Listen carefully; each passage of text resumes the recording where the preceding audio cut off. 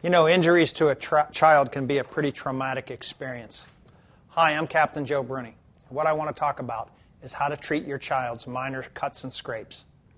Minor cuts and scrapes occur when children go out and injure themselves playing or during life's normal daily activities.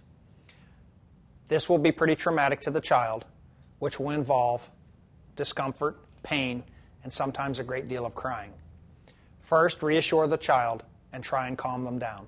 Trying to treat a child that is in a hysterical, upset state of mind is difficult to do.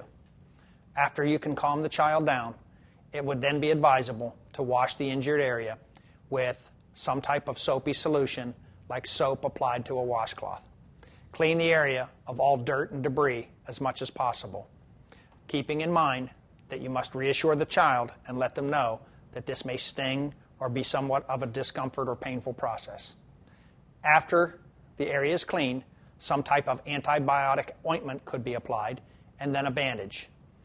All the while reassuring the child of what steps you're going to take prior to taking them, so the child knows exactly what's going to be felt, seen, and heard. I'm Captain Joe Bruni. Stay safe, and we'll see you next time.